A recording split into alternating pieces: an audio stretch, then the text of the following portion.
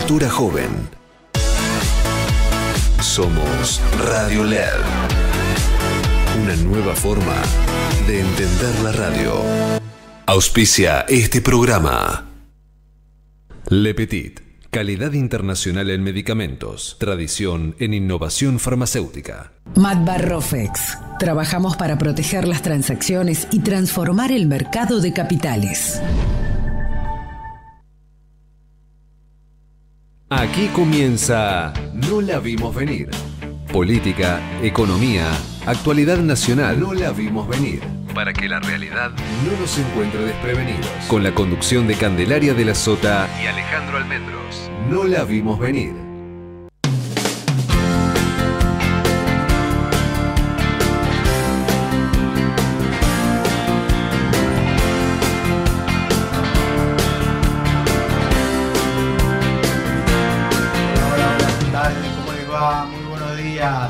Qué frío que hace hoy. Pero pará, está ahí solcito, ¿eh? Pero parece que el frío verdadero viene en un par de días. Así que... bueno. No, o sea, pero con sol, no nos quejemos. Con sol, no nos quejamos. No va a haber lluvia por unos cuantos días, así que es invierno y acá estamos poniéndole el pecho a las cosas. Estamos perfectos. Bueno, este martes 2 de julio con muchísima información, con lo que tiene que ver. Sobre todo, este es un gobierno en donde priman más las noticias económicas que las políticas, al revés que lo que estábamos acostumbrados durante tanto tiempo, ¿no? Yo la verdad que desde que tengo, no sé, hace como 20 y pico de años que estoy en el periodismo, nunca se habló tanto de economía. Y yo te diría que desde la salida de la convertibilidad, claro, desde la crisis tremenda que atravesamos en el 2002, 2001, 2002, en que todos hablábamos de lo que pasaba con el corralito, los bonos, y todos los días estábamos pendientes de las noticias económicas. Hacía mucho tiempo que no hablábamos tanto de la variable económica, ¿no? Porque estos días han sido, Ale, tremendos, desde el viernes en que el equipo económico hizo estos anuncios que generaron más un tembladeral en el mercado que otra cosa. No estamos hablando de otra cosa que eso, porque se logró la aprobación de la ley base y el paquete fiscal, y todo era una alegría de paz y tranquilidad para el gobierno, pero bastó que Caputo y Bausilia hablaran el viernes a la tarde, sí, explicaran lo que quieren hacer en la fase 2 y se armara la hecatombe. Sí, porque, a ver, no brindó precisiones ni respuesta sobre la dificultad que tenía que tiene el gobierno para acumular reserva, ¿no? Y sobre el cepo dijo lo que ya sabíamos, y no fue una buena señal para los mercados. Los mercados se abrieron en el día de ayer. Ayer el dólar tocó niveles que no había tocado nunca. 1405 el blue, 1413 el MEP, que es el dólar cable, digamos, que se puede comprar comprando bonos, 1402 el contado con liquidación. Es decir, subieron los dólares financieros 4,6% en un solo día, Ale, cuando el oficial sube 2% en un mes. Sí. Estamos en comunicación con Fausto Espotorno. Hola, Fausto, ¿cómo estás? Candelaria de la Sota, Alejandro Almendros, te saludamos. Gracias por atendernos. ¿Cómo les va? Buen día. Bien, bien, bien. Bueno, ¿cómo lo estás viendo? Yo creo que están correctamente interpretando la situación. A ver, la medida que anunció el viernes el gobierno no es una mala medida, es una medida buena y va en consistencia con el fortalecimiento del Banco Central. Pero es cierto que el gobierno había hablado de un cambio de régimen monetario, de la fase 2 del programa, se hace un anuncio, presidente del Banco Central y ministro de Economía, comunicado conferencia de prensa viernes a la noche, después del cierre de mercado, y la verdad que todo el mercado está esperando, y viene insistiendo, el mercado del sector privado con el tema del cepo cambiar. Entonces, ante todas las expectativas, un anuncio viernes a la noche, que sabemos que en la economía argentina un anuncio en viernes a la noche del presidente del Banco Central y el ministro de Economía es súper importante, y se anunció una medida que está bien, pero es muy técnica y no quedó muy clara, y confundió más de lo que debería, y las acciones de los bancos ayer cayeron. Mira, un dato de que la buena noticia de todo esto es que no es que la cosa está peor ni nada que ayer, que el viernes, digamos, ¿no? ¿Fue un error de comunicación? Un error de comunicación, yo creo que fue un error de comunicación. Un error de comunicación en un escenario de mucha expectativa, ¿no? Sí, claro. Me parece que eso es lo que tiró todo abajo. Porque fíjate que si vos mirás las acciones ayer, las acciones de Argentina no cayeron. Cayeron las de los bancos. Claro. Pero si mirás Siderar, Pampa, Energía, esas subieron. Entonces, fue algo muy concentrado en los bancos, y cuando salió el anuncio, el mercado dijo, bueno, pero para ahí esto, ¿cómo pega? No estaba claro, de hecho todavía no está definido el detalle de esta nueva letra, de cómo van a funcionar los bancos, de temas, son todos temas regulatorios y técnicos que, para la expectativa que se había formado, para la situación en general, quedó como entre un gusto a poco o peor. ¿Qué me quieren decir con esto, no? Como, claro, porque en definitiva un poco lo que, para simplificarlo digo, ¿no? Y que nuestros oyentes lo entiendan, lo que quiso explicar Caputo es que los intereses de las letras que hoy paga el Banco Central van a pasar a ser pagados por el Tesoro, porque lo que no se quiere es que el Banco Central siga emitiendo pesos. Entonces, para que el Tesoro pueda pagar esos intereses, necesita un mayor ajuste, o al menos sostener el ajuste que tiene ahora, y capaz que ajustar un poquito más el cinturón, garantizar el superávit fiscal para tener los fondos para pagarle eso a los bancos. Ahora, para los bancos no es lo mismo que le pague el Banco Central que el Tesoro. Es decir, si yo le pedí plata a Ale y Ale me dice, no, pero te va a pagar el vecino de al lado, y yo al vecino de al lado no sé si le tengo tanta confianza. Claro, bueno, exactamente. Eso fue la primer interpretación. El lunes, ayer, se mejoró la interpretación y se vio, porque en realidad lo que pasa es que el Tesoro viene colocando deuda, las famosas LECAPs. Sí. Y esa deuda la fue depositando en el banco. La plata que obtenía de esa colocación la fue depositando en el Banco Central. Son 15, hasta donde yo sé, más o menos 15, 16 billones de pesos depositados, que es el equivalente al total de la deuda esta que se va a canjear. Con lo cual el gobierno dice, mira, yo al fin y al cabo lo voy a pagar y te lo garantizo con estos depósitos. Eso es garantía, en el fondo sigue siendo garantía del Banco Central, porque si vas a buscar la plata tenés que, el Banco Central tiene que emitir los pesos, porque los pesos que deposita el gobierno en el Banco Central son absorbidos, ¿no? También los absorbieron ya, pero bueno, nada, la cuestión es que técnicamente no es que te cambia la historia tanto. La garantía sigue siendo en última instancia el Banco Central. Lo importante acá de la medida es que el que pasa a pagar los intereses es el Tesoro, y por lo tanto, si eso se logra con mayor superávit fiscal, no se necesita emisión monetaria, que es lo que el gobierno buscaba. Y esa es la historia. Es una medida para mí completamente razonable, está bien, pero generó mucho ruido porque no estaba cerrada del todo la medida, ¿no? Y bueno, estamos teniendo todos estos problemas con el mercado de acciones de los bancos y qué sé yo. Fausto. Otra vez, demasiado ruido para una cosa muy técnica que perfectamente se podría haber anunciado con un comunicado del Banco Central. Y con una conversación a solas con los bancos, como se hizo ayer a puertas cerradas, evitando una conferencia de prensa de un viernes a la tarde. Más, probablemente lo más lógico hubiera sido tener la reunión con los bancos y después sacar un comunicado del Banco Central y punto. Y se acababa el asunto y no pasaba nada de todo esto. Fausto, listo. ¿Cómo estás viendo el tema de la presión que hay de distintos sectores para que haya una devaluación de la moneda? El Fondo Monetario en su informe hablaba de una devaluación de aproximadamente 10%. Ayer salió también el ex ministro de Economía, Domingo Cavallo, a decir que la presión devaluatoria es muy fuerte y que habría que resolverlo, que tiene el gobierno problema para acumular reservas. No están liquidando, o se liquidó aproximadamente el 40% de lo que tiene que ver con la producción agropecuaria. ¿Cómo ves este tema, el hecho de seguir sosteniendo ese crawling al 2%? Mira, yo creo que eso es una discusión de economistas. Te lo voy a poner así.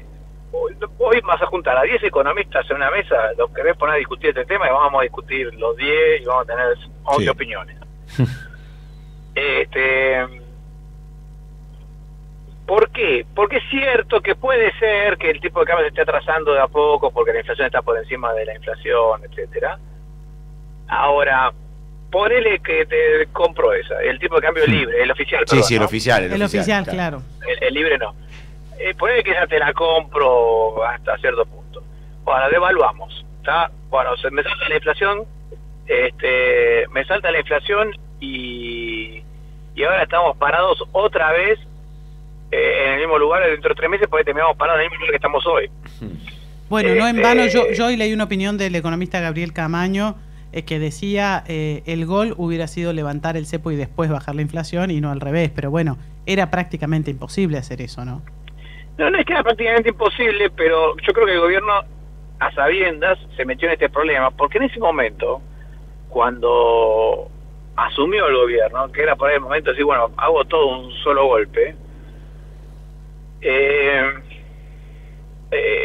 el miedo era la hiper, ¿te acordás? Sí. El miedo era, sí. En ese momento era la hiperinflación, y yo creo que el gobierno temía, sinceramente, que si hacía todo de un solo golpe, hubiese un riesgo de que se disparara una hiperinflación.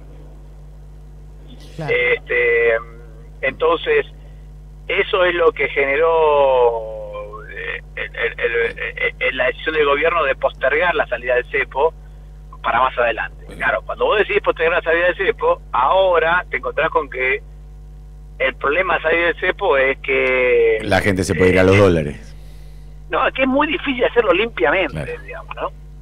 Que es difícil que vos digas, bueno, suba, porque para salir del cepo vos tenés que tener más reservas para tener un banco central sólido y con la brecha muy chiquita. Y para eso tiene que salir muy limpiamente, la inflación tiene que bajar muy rápido, bueno, es difícil ese proceso. Entonces ahora la discusión es, si corrijo de cambio, para mí yo creo que salir corrigiendo el tipo de cambio, devaluando ahora sería un error, a menos que vos me digas yo salgo del cepo y que sea lo que Dios quiere con el tipo de cambio, porque por lo menos ahí corregís el tipo de cambio puede salir del cepo. Claro. Lo que creo que sería un error es devaluar sin un proyecto, sin un esquema de salida del cepo, ¿no? Claro. Fausto, te llevo, vamos a salir un poco del tecnicismo que estamos hablando, que muchas veces es discusión de economistas, para ir un poco a la micro, ¿no? a la economía del día a día. ¿Cómo ves esta salida de la recesión? ¿Ves que hay una salida de la recesión? Y eso, ¿cómo crees que está afectando en el común de la gente, ¿no? En el día a día? Mirá, yo creo que sí, que va a haber un rebote económico. A grandes rasgos te lo pongo de esta manera. Lo que estamos viendo en materia de actividad económica es, tenemos 3 meses de caída en la actividad económica, que fue hasta marzo. Estamos viendo que en el segundo trimestre, o sea, de abril, mayo y junio, más o menos, estamos viendo que la actividad económica dejó de caer, tocó piso en marzo, y a partir de ahí parecería que está raptando en el piso ahí en el segundo trimestre, y hay un montón de indicadores que parecerían mostrar que por ahí para el tercer trimestre empezás a ver un rebote de la actividad económica. ¿Con qué dibujo? ¿Con una U? ¿Con una B corta? No. Yo les pongo, mira, todas las recesiones argentinas de los últimos años tenían la misma forma, que es como la sonrisa, de una sonrisa. Sí. ¿No? Es una U larga. Que es una U larga, sí. O un fondo de plato, le dicen también. Sí. Claro. La sonrisa es para mí mejor, por lo menos más optimista el dibujo.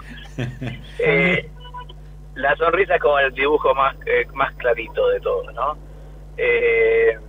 Y esa sonrisa se compone prácticamente, yo digo, 3 meses de caída, 3 meses de piso y 3 meses, y empiezas después tener 3 meses un poco más, 6 o 7 meses de recuperación. Y en estos 6 o 7 meses de recuperación, ¿vos ves también que mejora la expectativa en el tema empleo? Porque hoy una de las principales preocupaciones de la gente, si bien dejó de ser la urgencia de la fuerte suba de precios que tuvimos después de la salida del gobierno anterior, de la inflación del 25 o 20% de los primeros meses, pero hoy es, ¿sostengo el empleo que tengo? Porque hay mucho comercio, mucha pyme que está teniendo que adelantar vacaciones, suspender, despedir empleados, comercios que cierran. Digo, en eso sí se nota mucho el parate económico.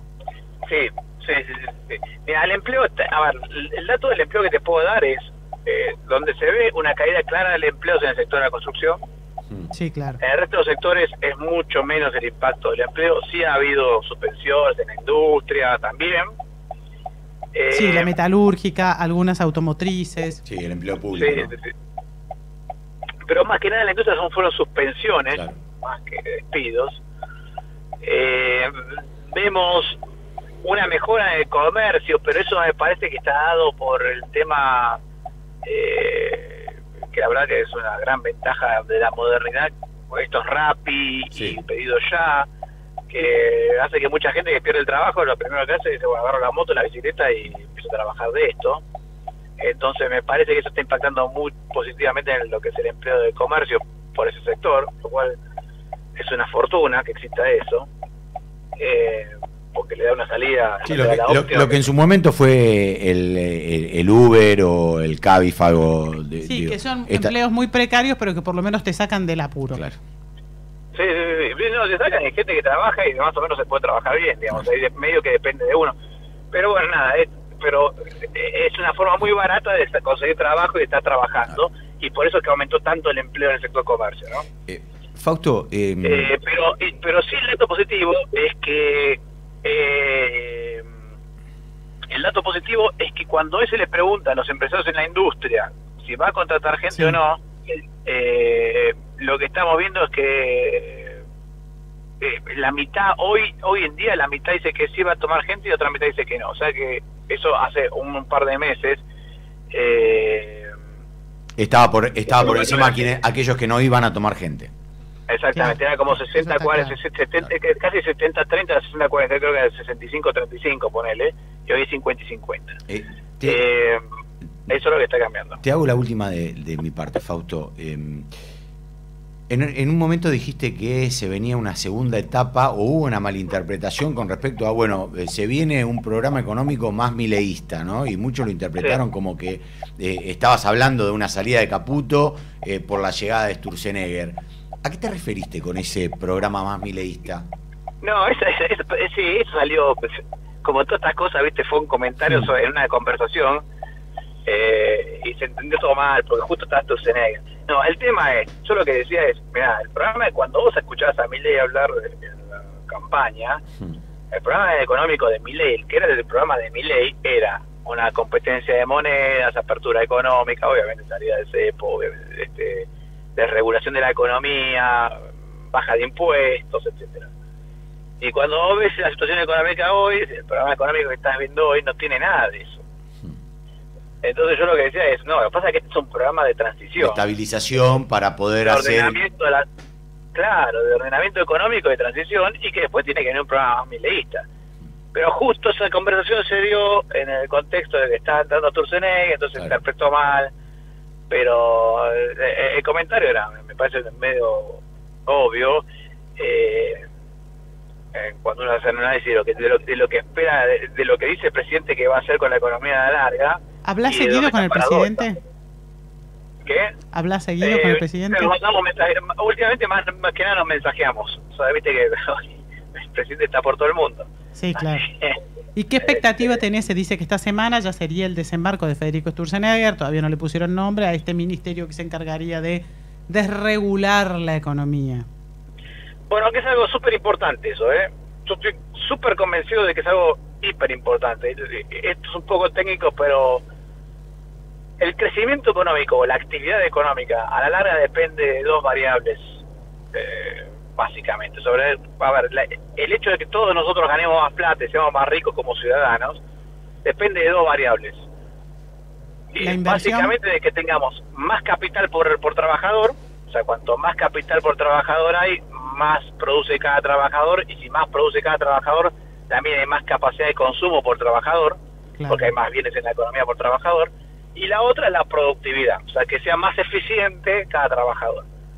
Mucho de la productividad, y de hecho la productividad tiene el doble de impacto que la capital, ¿no? O sea, una mejora de 1% de la productividad tiene el doble de impacto que una mejora del 1% en stock de capital por trabajador. ¿Me siguen hasta ahí? ¿Y esa productividad se consigue mejor con estas desregulaciones? Y de regular la economía y mejorar las regulaciones, hacer más eficiente todo el proceso económico, es una ayuda directa a la productividad, ¿no? Claro. Porque, te voy a dar un ejemplo tonto para que se entienda. Si hoy un camión de transporte tiene que desviarse 5 kilómetros para ir a la municipalidad para que le sellen el impuesto, la tasa de abasto, es una pérdida de productividad, de combustible, de energía, de tiempo. Bueno, si yo puedo sacar esa norma, entonces y ahorrarle 5 kilómetros o 10 kilómetros. He conocido casos de, por ejemplo, por este caso, ¿no?, de empresas que tienen que ir, por ejemplo, hasta justo donde empieza un municipio, pero no, tienen que pasarse de la fábrica, ir hasta el centro, que les echen la tasa de abasto, volver. Bueno, ese tipo de cosas, bueno, mejoran la actividad económica, mejoran directamente la productividad y por lo tanto el crecimiento económico y la mejora salarial, y mejora el salario, y mejora el empleo, la demanda de trabajo y todo. Entonces no me parece para nada irrelevante tener un ministerio que se dedique a estimular la productividad o la desregulación, que elimine trabas a la producción, ¿no? Fausto, te agradecemos muchísimo esta comunicación con No la vimos venir acá en LED FM. Muchas gracias. De nada, hasta luego. Que tengas un buen día. Era Fausto Spotorno, 24 minutos pasaron de las 10.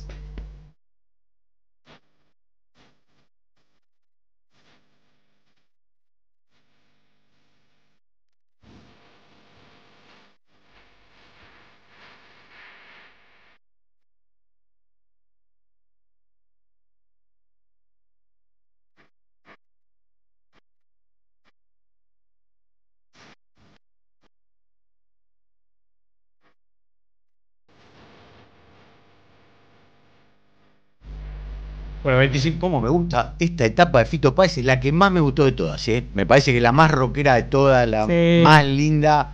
Un Fito que, bueno, venía con muchos problemas en ese momento y lo volcó en la música. Viste que en algún momento los peores momentos de uno se transforman dan las mejores cosas, sí, exacto, es verdad. Exacto, ¿viste? Así que bueno, sí, hablando de los peores momentos, lo que no están en un buen momento son los del PRO. Está, ¿qué momento? No se sabe qué va a pasar. Son como... son a la Libertad Avanza lo que el radicalismo fue Juntos por el Cambio. Sí, vos sabés que hoy una cosa así, hay una discusión muy grande en saber si terminás fagocitado por la Libertad Avanza. Ayer nuevamente hubo otro capítulo, anoche hubo otro capítulo que pasó más inadvertido, de lo que tiene que ver con la interna política durísima que hay entre Patricia Bullrich y Mauricio Macri. Tremendo. Que fue una foto que hubo anoche en donde Daniela Reich, quien es la presidenta del PRO, corrida, porque ahora hay elecciones y va a asumir Cristian Ritondo en la provincia de Buenos Aires, sacó una foto diciendo, bueno, nos reunimos con la ministra Patricia Bullrich, el bloque de Pro Libertad, que es el de la provincia de Buenos Aires. Bueno, lo cierto es que Patricia Bullrich va a dejar de ser integrante del PRO. Papá. Ahora el 4... ¿Iba a ser candidata por la Libertad Avanza el año que viene o no? Mirá, Karina Milei quiere que Patricia Bullrich compita contra Mauricio Macri en la ciudad de Buenos Aires. Para terminar de destruirlo. Claro. Sí. Javier Milei no quiere eso. Javier Milei quiere que haya una conjunción, una integración de listas para competir tanto en la ciudad de Buenos Aires como en la provincia de Buenos Aires. Yo creo que todavía falta un montón. Habrá que ver quién es el jefe. Habrá que ver quién es el jefe. Yo creo que el jefe o la jefa está claro quién es en la Libertad Avanza, que es Karina Milei, que es la armadora política del partido y quien está buscando, bueno, lo que tiene que ver con la personería jurídica en por lo menos 5 jurisdicciones para poder presentarse a nivel nacional como la Libertad Avanza, que ya lo tiene, eso ya lo tiene armado ahora en la provincia de Buenos Aires. Allí está Sebastián Pareja, ha quedado como el armador político, como el presidente de la Libertad Avanza en la provincia de Buenos Aires. Y como te decía, Patricia Bullrich va a terminar, o sea, Patricia Bullrich va a ser nombrada ahora en la asunción de Mauricio Macri al frente del PRO como aquella que esté a cargo de determinar cuáles eran las alianzas políticas que se iban a dar. Bueno, ese cargo no lo va a tener Damián Arabia, que era vicepresidente y responde directamente a Patricia Bullrich, tampoco va a estar. Ahí se dice Damián Arabia, que presentó el proyecto de la ley Conan. Exacto, que ahora se va a tratar la ley Conan, Sí, sí. No me, por favor, que decante que esto es una mezcla de radio y televisión y la gente no ve.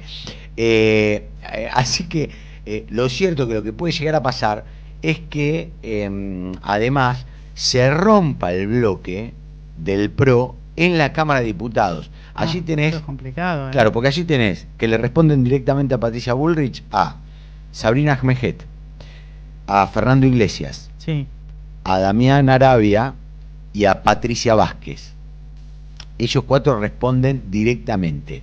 Hernán Lombardi no se va a correr. Hernán Lombardi responde a Mauricio Macri. Sí, no se va a ir del Pero ahí PRO. tenés 4 diputados que pueden llegar a romper el bloque y irse con la Libertad Avanza. irse con la Libertad Avanza, o hacer una especie de interbloque, poner esto de pro libertad, o no le van a dejar, si se va, obviamente van a interponer Otro nombre, pero la situación está muy difícil. Y el otro que también se va a ir, que muchos ya no se acuerdan que estaba, pero que está todavía dentro del PRO, es Horacio Rodríguez Larreta.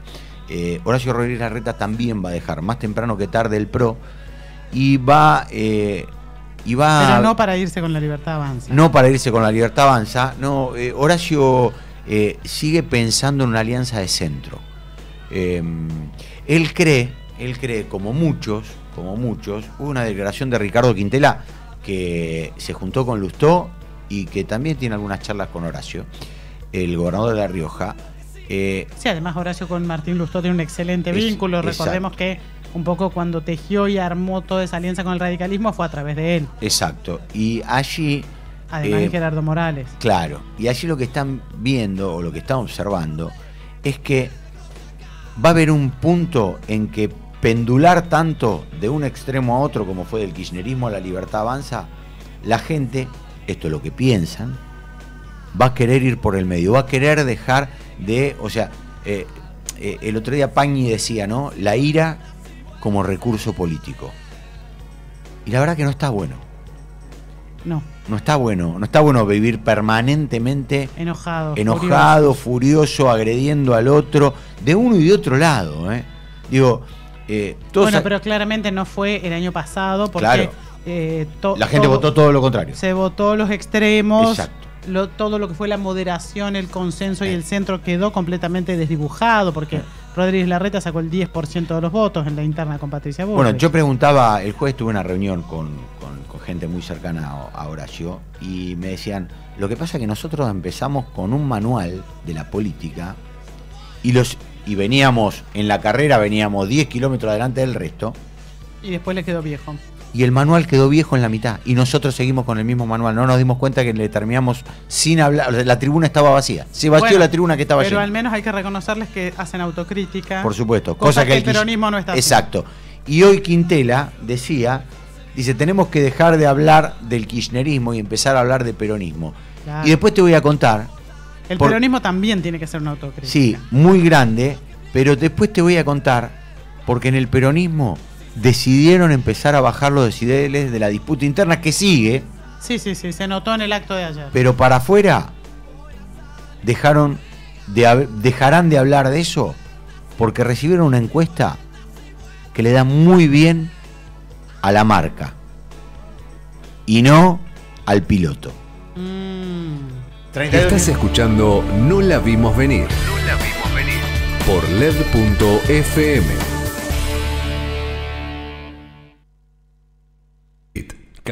Le Petit. Calidad internacional en medicamentos. Tradición en innovación farmacéutica. Matbarrofex. Trabajamos para proteger las transacciones y transformar el mercado de capitales.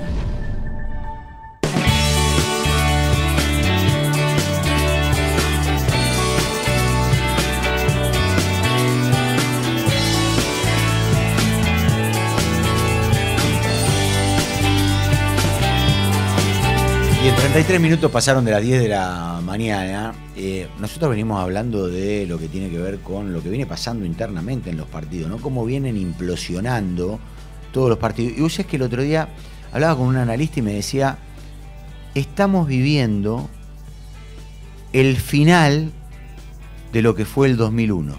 Sí, probablemente. ¿No? Digamos, todo este ciclo está terminando con la disolución interna de los partidos políticos tal cual lo conocíamos. De los espacios políticos tal cual para nosotros eran familiares. Exactamente, ¿no? Porque, y esto viene a colación del entrevistado que tenemos ahora en este momento, que es parte del radicalismo, que también, ¿no? Hablamos del PRO, hablamos del peronismo, no hablamos del radicalismo, que después les vamos a preguntar. Pero ahora estamos en comunicación con el diputado nacional Martín Tetaz. Hola Martín, ¿cómo estás? Buenas tardes, buenos días. Candelaria de la Sota, Alejandro Almendros, te saludamos. ¿Qué tal, chicos? Buen día, gracias por el llamado. No, gracias a vos por atendernos. Martín, bueno, ¿cómo evaluás? Vos sos un economista, ¿no? Se obtuvo la ley bases, una ley tan demorada. El gobierno salió a hacer una conferencia de prensa a explicar una segunda etapa de este nuevo gobierno, y los mercados respondieron hacia el otro lado. ¿Cómo explicás todo esto? No, bueno, primero hay una secuencia de la política económica que es independiente de la ley base y que está mostrando algunos problemas. Digamos, concretamente, el gobierno usó una licuadora más que una motosierra para conseguir el equilibrio presupuestario, primer problema, porque entonces todo el mundo se pregunta hacia adelante cuánto de eso es sostenible, y eso no se va a despejar hasta que no haya una ley de presupuesto aprobada, no vea si la política está dispuesta a poner el gancho en el presupuesto equilibrado, porque todo el mundo dice sí, presupuesto equilibrado hasta que le tocan la de él. Entonces uno dice, bueno, a ver, ¿dónde vamos a producir el ajuste? Porque hasta ahora lo hizo el Milei con la licuadora. Bueno, la licuadora empieza a mostrar problemas hacia adelante. El primer problema, ahí hay un tema. Entonces el gobierno, cuando esa licuadora se le iba quedando sin pilas porque la inflación bajaba muy rápido, empezó consecuentemente también a bajar muy rápido las tasas de interés. Ese modelo también se agotó. Es decir, esto pasó hace 40 días atrás. Ese modelo, cuando el gobierno hace la última baja fuerte de tasa de interés y se disparan los dólares paralelos y se va a 1.300 el con liqui, ahí el gobierno recién toma nota y dice, bueno, hasta acá llegamos, no podemos seguir bajando las tasas de interés. Entonces se produce un giro y Caputo dice, bueno, se acabó la etapa de tasas de interés negativa. Bueno, todo eso, se acabó la etapa de tasa de interés negativa, es la parte que el mercado no termina de comprar, porque primero corre de atrás. Cuando vos corres de atrás un problema, siempre tenés dificultades para correrlo de atrás. Es decir, sí, claro. Si vos sos el que subís la tasa de interés antes de que se te vaya el dólar, con una pequeña suba de tasa de interés evitás que se vaya el dólar. Pero si el dólar se te va primero y vos lo querés correr de atrás, corriéndolo con la tasa de interés, la tasa tiene que ser mucho más grande la suba de la tasa de interés para que vos puedas correr al dólar de atrás. Entonces, ¿vos crees que este jueves, perdón que te interrumpa, Martín, vos crees que este jueves el Banco Central podría tomar una decisión en ese sentido? ¿Podría ser una fuerte suba de la tasa de interés? Bueno, ojalá, porque además hay alguna expectativa que la inflación del mes va a ser un poco más alta que la del mes anterior. Sí, decían 5.5. Bueno, vamos a ver si efectivamente el gobierno está dispuesto a subir las tasas, si es cierto lo que dijo Caputo. Al mismo tiempo, si no ocurre, también va a generar un problema, porque la palabra se empieza a erosionar. Si Caputo dice, llegamos al final de las tasas negativas, y ahora con una aceleración de la inflación y en enrarecimiento de los mercados no ves una suba de tasas, y bueno, la verdad que la señal entonces no le voy a creer, es medio pastorcito mentiroso, ¿me explico? Hay un problema si no suben fuerte las tasas el jueves. Ahora, vamos a ver, de todas maneras, hay otro segundo tema ahí, que ustedes lo mencionaban recién, que es que además el gobierno cambió el modelo de negocio de los bancos. El modelo de negocio de los bancos en Argentina era una ganga, porque esencialmente los bancos tomaban los depósitos, se daban vueltas, se la daban o al Tesoro o al Banco Central. Si ese modelo se agota porque el Tesoro ya no pide, porque el Banco Central dice a partir de ahora no voy a usar más los instrumentos monetarios tradicionales, voy a usar letras del Tesoro que funcionan de otra manera, bueno, entonces el negocio de los bancos se ve erosionado. Los bancos van a tener, paradójicamente, que vivir de ser banqueros, se tienen que aprender el negocio. ¿Entendés? En Argentina es el único país del mundo donde los bancos ganan plata sin hacer trabajo de banco. Bueno, ahora se les terminó. Y esa novedad, en una economía que está muy contraída en actividad y donde la demanda de crédito privado va a demorar en recuperarse, porque la economía está muy ajustada, los salarios recién empiezan muy tibiamente a encontrar el terreno positivo en el último mes. Bueno, entonces el negocio principal es como que vos, digamos, vendas aire acondicionado y hayas terminado la fábrica de aire acondicionado en el mes de mayo. Mirá, vas a tener un problema porque hasta que venga el calor de vuelta no vas a vender un aire acondicionado. Entonces es un problema para los bancos, y eso la caída fuerte que viste en los mercados fue liderada esencialmente por los bancos, que tienen que acostumbrarse a nuevos esquemas. Está claro. Ahora, ¿vos creés que el ruido mayor que generó esta comunicación que dieron Caputo y Bausili también fue por la incertidumbre que hay en el mercado respecto de cuándo se va a levantar el cepo? Pues digo, ahí hay un problema que no empezó en la conferencia, ni empezó, por eso yo era renuente a seguir la línea de los que decían, bueno, entonces aprobamos la ley base y baja esto, sube esto. No funciona así. Claro.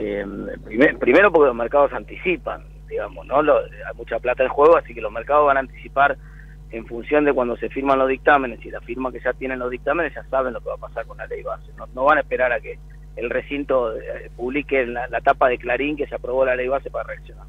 Punto uno. Pero punto dos, bueno, me parece que empezó todo, como te decía, en el giro de la política monetaria del gobierno hace 40 días atrás, en el que se pasaron de rosca con esa baja de tasa de interés, y que el mercado se está acomodando a esta nueva circunstancia, ¿no? Esto es lo que está quedando claro. Y la última incertidumbre grande es cuánto del equilibrio presupuestario del gobierno se puede consolidar hacia adelante. Junio muy probablemente sea un mes deficitario por primera vez. ¿Por qué? Porque están los aguinaldos, porque ya empezaron a entrar los aumentos de los jubilados. Entonces junio casi seguro va a ser un mal dato cuando aparezca. Bueno, también el mercado está empezando a digerir esa noticia, ¿no? ¿Y por qué no quisiste hacer la quita de subsidios para que no te impactara la inflación? Claro. Martín, vos hablaste del presupuesto, ¿no? La ley madre de todo. El presupuesto por lo general siempre se presenta el 15 de septiembre. ¿No es muy tarde para, digo, en este marco, en este contexto de incertidumbre? Yo pienso exactamente lo mismo que vos, es tarde. Sí, es tarde, y además me consta porque lo hablé en su momento con expertas, esta misma conversación de que nosotros nos convenía que ellos presentaran antes el presupuesto para poder tener una discusión más profunda, ¿no? Esta bartoleada que te hacía el kirchnerismo, que te lo presentaba y te pedía que en 48 horas dictamines, ¿viste? Sí. No se puede trabajar así. Entonces, ¿Y qué te dijo? Bueno, ¿qué te dijo José Luis, digo, en esto? Justamente, él era el primer convencido de que había que tratar de presentar el presupuesto antes. Ojalá el gobierno, tomando nota de todo lo que está pasando, tome la decisión de, aunque no sea de manera formal, digamos, pero que ya empiece a circular el borrador. Sí, un paper por lo menos. Empecemos con la discusión, ¿viste? Claro. Y ahí vos qué crees que tendría que tener este presupuesto, así como, digamos, como guía para el próximo año? Mirá, número uno, obviamente el presupuesto tiene que tener déficit cero, eso está claro. Ahora, el problema es que el mercado te dice, bueno, hasta ahora lo conseguiste de prepo, ajustando con la licuadora jubilaciones, haciéndote el distraído con los ingresos de las universidades, que se lo diste tarde, digamos, te hiciste el distraído un poco y conseguiste el equilibrio. Ahora la política tiene que poner la firma en ese equilibrio. Entonces yo creo que hay algunas discusiones que va a haber que dar. Nosotros propusimos y perdimos en la votación de la ley base que se vuelvan a discutir los gastos fiscales, ¿no? Estos beneficios impositivos que tienen distintas empresas de la Argentina y que generan casi 4 puntos del PBI de gasto fiscal. Bueno, esa es una discusión que es ineluctable, digamos, hay que darla sí o sí, y creo que va a ser parte de la discusión porque digamos, el esfuerzo tiene que ser compartido por parte de todo el mundo. Luego habrá que discutir el resto, ¿no? Habrá que ver cómo da la fórmula jubilatoria, y si entonces ese resultado de las jubilaciones hay alguna expectativa por baja de la inflación de que mejoren las jubilaciones hacia adelante. Bueno, eso presupuestariamente, ¿cómo lo va a compensar el gobierno? Vamos a ver, pero lo que está claro es que esa es digamos, un poco lo que los mercados están pidiendo es, mostrame claramente a dónde va a terminar esto, ¿no? Está claro. Martín, te llevo por último al terreno político, esto que hacíamos la introducción, ¿no? ¿Cómo se entiende lo que está pasando en el radicalismo, en donde, por ejemplo, Martín Lustó, el presidente del radicalismo, hace toda una arenga política con respecto a la ley base para votarla en contra? Todos los senadores la votan a favor. El otro día ayer, si no me equivoco, el domingo hubo una reunión en Santa Fe en donde estaba Maxi Puyaro, en donde estaba Lustó, pero no se veía ningún gobernador. ¿Cómo ves el radicalismo de acá en adelante? Mira, yo lo veo muy bien porque vos lo dijiste recién, ¿no? Puyaro es el mejor gobernador de la Argentina, una figura con mucho potencial y la verdad que si si Martín consigue que el radicalismo vuelva a tener un candidato presidente competitivo en la próxima elección, me parece que puede darse por hecho que su tarea al frente del partido está más que cumplida. Luego, cómo vota él cuando es senador es otro problema que no tiene nada que ver, digamos, ¿no? La Cámara de Diputados también hubo algunos diputados que por ahí no acompañaron la opinión mayoritaria. Dicho eso, también es cierto, porque a veces clasificamos medio en extremos, ¿no?, la política, pero también es cierto que Martín tuvo todo el proceso una actitud constructiva, ¿no? De hecho, terminó dando el quórum necesario para que se pudiera tratar la ley, terminó votando a favor del paquete fiscal. Quiero decir, hay maneras, uno después discute en la táctica y la estrategia, cómo conviene plantear mejor las posiciones, ¿no? Pero todos estábamos convencidos de que esa ley base había que mejorarla mucho. Nosotros, de hecho, trabajamos en eso durante 4 meses. Estamos muy conformes de que conseguimos introducir muchísimos cambios. Seguramente Martín y algunos senadores querían introducir algunos cambios más. Bueno, me parece legítimo ese intento. Cada uno lo hace con la estrategia que considera mejor. Martín fue por un camino, nosotros fuimos por otro. ¿Vos crees que la alianza Juntos por el Cambio se terminó para siempre? Y en ese sentido, ¿el radicalismo va a empezar a construir un camino de posibles alianzas con algunos otros sectores? Sí, absolutamente. Sí, porque a mí me parece que el PRO está muy comprometido en los 2 principales distritos, que son la provincia de Buenos Aires y la ciudad de Buenos Aires, a terminar en una lista conjunta, todavía no sé si con una paso en el medio o directamente con un acuerdo de listas con el oficialismo. Entonces, eso lo veo casi ineluctable. ¿Eso lo ves a pensar del comunicado de ayer de la Fundación Pensar, en el que Macri intentó marcar algunas diferencias con Milei? Sí, lo veo así, hasta que mientras yo vea al PRO dentro del gabinete, es muy difícil que se despegue, ¿no? Después, es muy difícil que presente una lista aparte, porque además, pensemos de la siguiente manera. La elección de medio término es una elección plebiscitaria, donde yo tomo la decisión de si quiero que le vaya bien al gobierno, que continuidad de lo que está haciendo el gobierno, y por lo tanto quiero que tenga más diputados. Si yo quiero que el gobierno tenga más diputados y tengo 2 candidatos, el candidato del gobierno y el candidato de un partido amigo del gobierno, ¿a quién voy a elegir? Obviamente, entre la Coca y la Manao, con disculpa de las marcas, chicos, obviamente voy a elegir la principal. Ya está, voy a votarle los diputados a Milei. No voy a votar los diputados de los amigos de Milei. Entonces tiene un problema y al mismo tiempo el propio Milei también está complicado, que necesita ir. No se olviden que Milei salió tercero en la provincia de Buenos Aires y tercero en la ciudad de Buenos Aires, fueron los 2 peores distritos de él, que son los que tienen más atención en la elección de medio término. No puede ir Milei a una elección de medio término para salir tercero en el principal distrito y tercero en el segundo principal distrito, o tercero, ahí vamos a entrar en la discusión de si Córdoba no está como distrito más importante que la ciudad. Pero bueno, no importa. Vamos a pelear. Por eso te lo concedí de arranque. Pero a ver, está claro que Milei está más forzado que nadie a ir en una lista de unidad junto con el PRO. Entonces, claro, yo eso lo veo, por supuesto, la política falta un año, puede pasar cualquier cosa, ¿no? Pero hoy, si fuera hoy la elección, lo veo medio casi definido eso. Por último te pregunto, Martina, vos hablaste de si iban a ir en una elección interna. Se empezó a discutir en el día de ayer lo que tiene que ver con la nueva reforma electoral con la que van a presentar el gobierno. Empezó a trabajar en esto. ¿Crees que hay que eliminar las PASO como intenta el gobierno?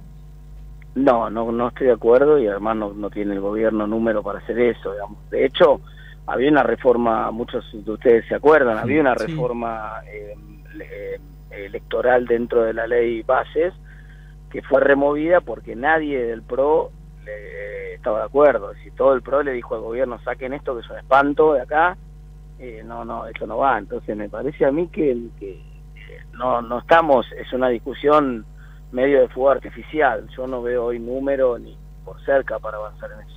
Y por último, se instaló este debate a raíz del tema de bajar la edad de imputabilidad para los menores, de si en el gobierno están pensando algunos sectores en que voten chicos de 13, 14 años. Hoy tenemos el voto optativo a partir de los 16, 17 y el obligatorio a los 18. Esto de que los chicos de 13 o 14 años pudieran votar aunque fuera optativo, ¿vos cómo lo ves? Mal, yo creo que es exactamente al revés, que tenemos que aumentar la edad, no bajarla. Me parece que es fue un acto de demagogia, de populismo, el de decir que voten los chicos de 16. Es un acto totalmente demagógico porque hay mucha investigación de ciencias cognitivas que te demuestra que el desarrollo de las funciones que tienen que ver con el control del impulso, con el análisis de las consecuencias a largo plazo de tus acciones, recién termina de madurar en torno de los 25 años. Es un área del cerebro que se llama corteza prefrontal dorsolateral. Eso hay mucha investigación de ciencias cognitivas que demuestra eso. Tendríamos que estar tratando de avanzar hacia una edad más grande para votar, no más chica. Si no, los resultados van a ser que la gente va a votar políticas de corto plazo masivamente, y por lo tanto vamos a tener un problema. No es una buena idea. ¿Vos crees que el gobierno lo hace por marketing porque sabe que puede tener votantes ahí? Primero, no me consta, digamos, hasta ahora es una versión, ¿no? El gobierno yo no he visto ningún proyecto. Lo dijo, gobierno, lo dijo el ministro de Justicia. Sí, y pero Javier eso Lanari, el uno- subsecretario de Comunicación también lo manifestó.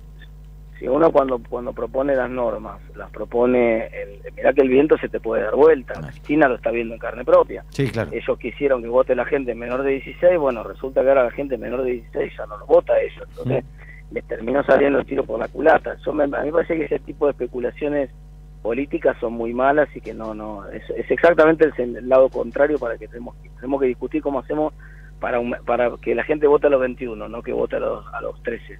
Martín, te agradecemos muchísimo esta comunicación con No la vimos venir. Que tengas un excelente día. Bueno, muchas gracias, hasta luego. Gracias. Diputado Nacional Martín Tetaz. Estás escuchando No la vimos venir. No la vimos venir. Por LED.fm.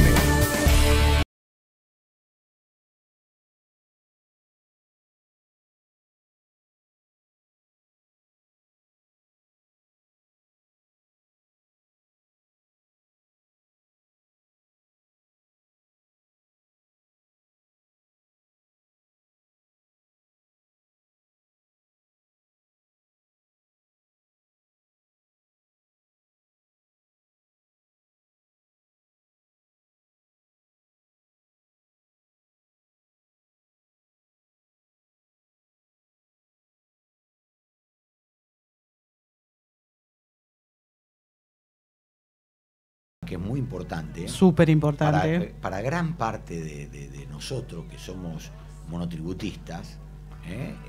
Y también para aquellos asalariados que en algún momento dejaron de pagar el impuesto a las ganancias y van a volver a pagarlo a partir de ahora. Todo lo que cambió la semana pasada con finalmente la sanción de lo que es el paquete fiscal, Claro, ¿no? ganancias, Tratamos de bienes entender personales, ganancias, bienes personales, monotributo. las escalas del monotributo. Bueno, para charlar de todo esto, estamos en comunicación con Guillermo Poch, que es contador y tributarista especializado en este tema de lo que es impuestos, y él nos va a ayudar a tratar de entender un poco a ver cómo viene la mano, porque se vienen muchos cambios, ¿no?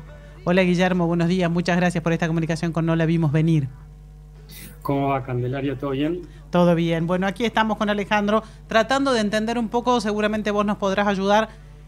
¿Cuáles son los cambios que van a afectar la vida de todos nosotros una vez que todo esto, por supuesto, se publique en el boletín oficial? En el caso de ganancias se espera que no haya demasiadas presentaciones judiciales, aunque, por ejemplo, la provincia de Chubut alguna presentación ha hecho porque a sus trabajadores que cobran salarios más altos los afecta. Pero imaginando que todo transcurre sin demasiadas interrupciones, ¿qué es lo que va a pasar, por ejemplo, en las categorías del monotributo? La gente va a poder facturar mucho más. Aquellos que hoy son autónomos van a poder bajar a ser monotributistas porque los montos aumentan, por ejemplo. Bueno, en líneas generales hay buenas noticias, principalmente para los monotributistas, sobre todo en las categorías más altas o que habían quedado afuera a partir del 1 de enero de este año, y tal vez no tan buenas noticias para la gente, empleados en relación de dependencia. Eso No tiene sé que por ver. dónde quiere empezar. No, si por las a ver, buenas o las malas noticias. Empecemos por las Por buenas. las buenas, siempre por las buenas. Buenas noticias: monotributistas, prestadores de servicios van a poder facturar hasta 68 millones de pesos. Estamos hablando de un aproximado de 5.666.000 pesos mensuales, Bien. cuando hoy tenían un tope máximo de facturación cercano al 1.000.000 de pesos. Bien. Entonces, en la audiencia, maestra particular, profesora de inglés, abogado, contador, alguien que hace reparaciones en las casas y antes con 1.200.000 quedaba fuera del monotributo, hoy puede subir su facturación hasta 5,5 millones. Para Y esto así sirve decirlo, también para que algunos comercios chicos, ¿no? De venta al público, por ejemplo, algún kiosco alguna mercería que esté inscrita o que pueda prestar servicios dentro de la categoría de monotributo? Claro, ahí lo único que tal vez yo decía como buena noticia para el prestador de servicios, porque se adicionan 3 categorías que antes eran exclusivas de los que vienen de los kioscos. Sí, la IJK, ¿no? IJK es. Sí. IJK, tal cual. Entonces antes como que la miraban desde abajo y decían, che, me gustaría llegar a estas categorías, no accedo nunca. Ahora hoy se les abrió las puertas, entonces hoy queda igualado alguien que vende bienes, que vende cosas, con alguien que presta servicios. Cuando antes lo miraba desde afuera y decía, uy, me gustaría estar en ese monto de facturación. Entonces, bien, hoy queda igualado. Esa es la noticia, me parece, la más relevante. ¿Y a partir de cuándo, Guillermo, se va a poder modificar esto? Buena pregunta, Alejandro. La norma dice que empieza a tener vigor a partir del mes inmediato siguiente, ¿sí?, a su vigencia. Entonces ahí aparece una disyuntiva que es la recategorización. Claro. Se está haciendo en julio. ¿Qué es lo que yo digo? Y acá estoy opinando por sobre lo que disponen las normas. Es, para mí, la recategorización ahora se va a hacer con el nuevo régimen. Va a tener que haber unas adecuaciones por una cuestión de temporalidad. El proyecto estaba pensado para que fuera publicado antes de junio, antes de fin de junio. Claro. En definitiva, lo que se estaba buscando era que esto, en la recategorización de julio, ya estuviese en vigor pleno la norma. Y si no, después pasás a la recategorización de septiembre recién, ¿no? En realidad, como queda contempladas las normas, vos tenés enero o julio, generales del año. Entonces, acá lo que va a suceder es que, en definitiva, para mí, van a ir los nuevos valores ahora con la próxima recategorización. Lo van a readecuar para que ahora a partir de julio se pueda empezar con la sí, claro. Porque además sería un dispendio en gastos de recursos del Estado hacer a la gente ahora entrar con una tabla que después se va a modificar, no tendría ningún sentido. ¿Y el tema de ganancia, Guillermo? Bueno, ahí vengo. Ahí vamos con las malas. Vamos a empezar por las buenas noticias, como ustedes me recomendaron. La buena noticia es que se hace más progresivo el impuesto porque se modificarían las alícuotas. Entonces se hace, espero que me tome la cámara, de alguna manera se va haciendo un incremento más paulatino. De la otra manera es una línea recta, entras directamente al 35%. Claro. Lo que sucedía antes. Entonces decías, un trabajador en relación de dependencia paga lo mismo que una multinacional de impuesto a las ganancias. En el viejo esquema. Totalmente, y era como que vos decías, impuesto a las ganancias es un cuco. Viene el hombre de la bolsa que se lleva toda mi plata, al 35%. Hoy aparece algo distinto, que es, vos vas teniendo, a la medida que vas aumentando de salario, aumentos en la tasa del impuesto que oscilan más o menos un 3-4% entre cada cambio de escalón.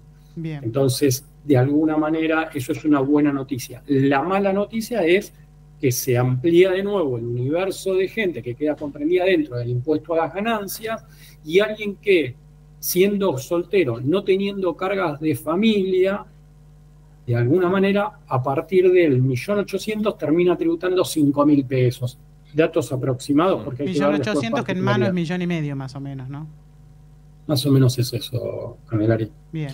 Y alguien que casado, familia tipo, vamos a hablar, cónyuge a su cargo, más 2 hijos como carga de familia, ese monto del 1.800.000 se eleva a 2.300.000, 2.200.000, dependiendo de algunas minuciosidades que uno puede llegar a considerar. Pero alguien que tiene que decir, bueno, estoy en sueldo bruto, 2.200.000, 2.300.000, puedo tener de nuevo ese impuesto de aproximadamente 5.000 pesos como primer monto. Entonces, no es el hombre de la bolsa que viene y se lleva el 35%. No, y además en septiembre, si se va a ajustar, solo por este año, se va a ajustar en septiembre al ritmo de la inflación, el mínimo, digamos, el piso. Totalmente. Y después el año que viene se va a hacer 2 veces al año, con lo cual va a empezar a subir de a poquito, y muchos de los que en esta primera etapa les toque pagar, por ahí más adelante ya no.